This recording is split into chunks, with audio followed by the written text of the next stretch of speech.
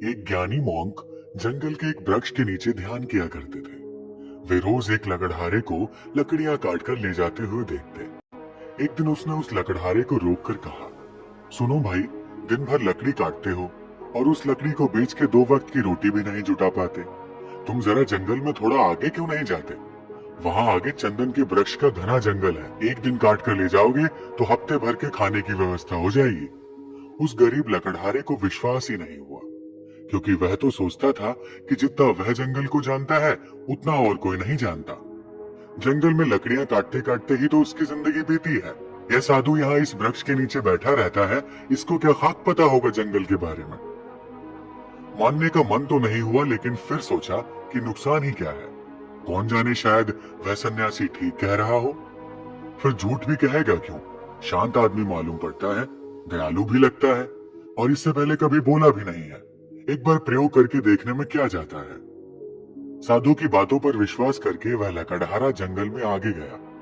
जब वह वहां से लौटा तो साधु के चरणों में सिर रख दिया और कहा, मुझे क्षमा करना, मेरे मन में बहुत संदेह आया था, क्योंकि मैं सोचता था कि मुझसे ज्यादा इस जंगल के बारे में और कौन जानता है। मेरा बाप भी लकड़हारा था, उसका बाप भी लकड़हारा था। हम इसी जंगल में लकड़ियां काट काट कर अपना गुजारा कर रहे हैं। कभी ये सोचा ही नहीं कि इससे आगे भी शायद कुछ हो सकता है। मैं भी कैसा अभागा हूँ। काश पहले पता चल जाता तो आधी जिंदगी गरीबी में न गुजारनी पड़ती। साधु ने कहा, कोई फिक्र मत करो, जब जागो तभी सवेरा है। अब जाओ और जाकर चंदन की लकड़ियां काटो। अब उस लकड़हारे के दिन बड़े मजे से गुजरने लगे। एक दिन लकड़ियां काट लेता, 7-8 दिन जंगल जाने की जरूरत ही नहीं पड़ती। बाजार में उसकी इतनी कीमत मिल जाती जिससे वो अपने परिवार के लिए हफ्तों के राशन पानी का बंदोबस्त कर लेता। ऐसे ही दिन गुजरने लगे। लकड़हारा हफ्ते में एक दिन जंगल जाता, चंदन की लकड़ियां काटता और जाकर उन्हें बाजार में बेच देता। एक दिन जब वो लकड़ियां काटने जा रहा था तो उस साधु ने उसे रोककर कहा, तुम जब से चंदन की लकड़ियां ही काट रहे हो, आगे नहीं गए? तुम्हारे मन में कभी ये सवाल नहीं आता कि इससे आगे भी कुछ हो सकता है? यह तो मेरे मन में सवाल ही नहीं आया कि चंदन के आगे भी कुछ हो सकता है, लकड़हारे ने कहा। साधु ने कहा, चंदन के आगे जरा जाओ तो वहां चांदी की खदान है। लकड़ियां काटना छोड़ो, एक दिन ले जाओगे 2-4 महीने के लिए हो जाएगा।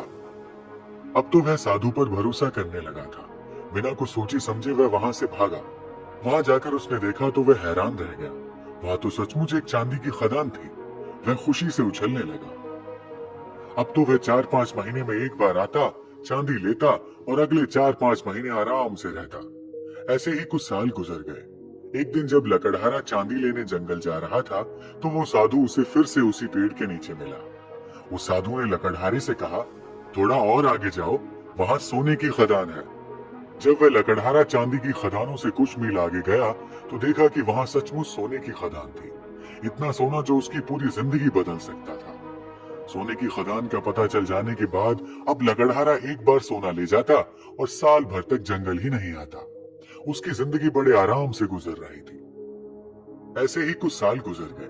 सालों बाद जब एक दिन वह लकड़हारा जंगल में सोने की खदान की तरफ जा रहा था तो उसे फिर वह मोंक मिला, जो कि एक पेड़ के नीचे बैठकर ध्यान कर रहा था। जब उस मोंक ने लकड़हारे को सोने की खान की ओर जाते हुए देखा तो बोला, तुम कभी जागोगे कि नहीं, या मुझे ही हर बार तुम्हें जगाना पड़ेगा?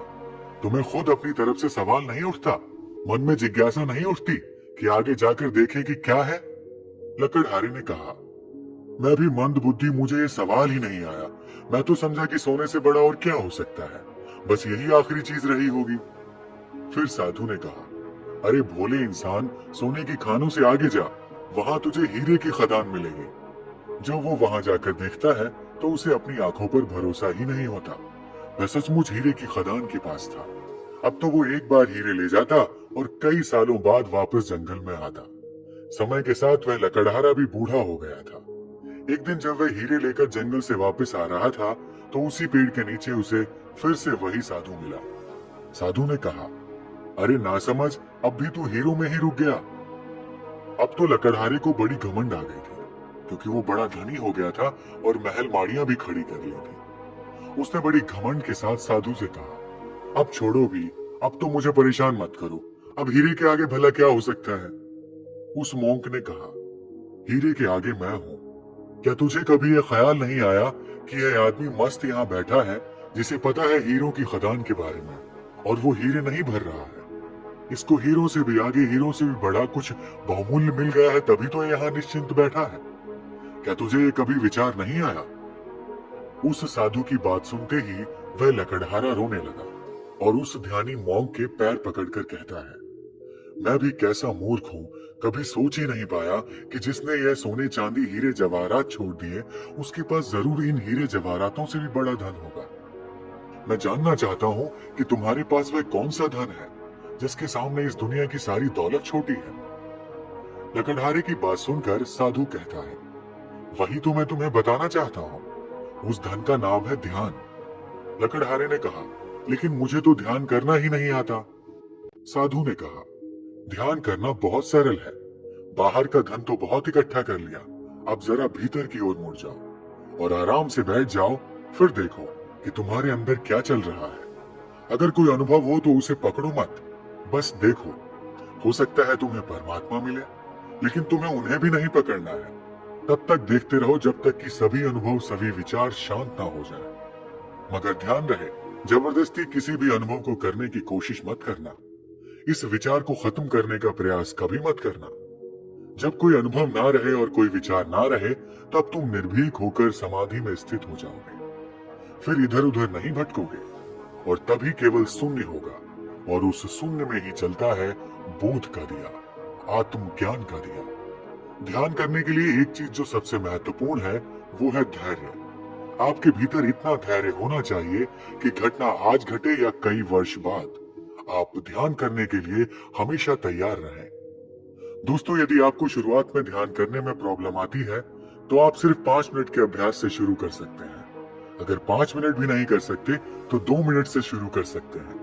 लेकिन एक बात ध्यान रखना, इसे कंटिन्यू करना है, हर रोज अभ्यास करना है, नहीं तो आपको रिजल्ट नहीं दिखेगा। दोस्तों, आज की वीडियो में फिलहाल इतना ही। धन्यवाद।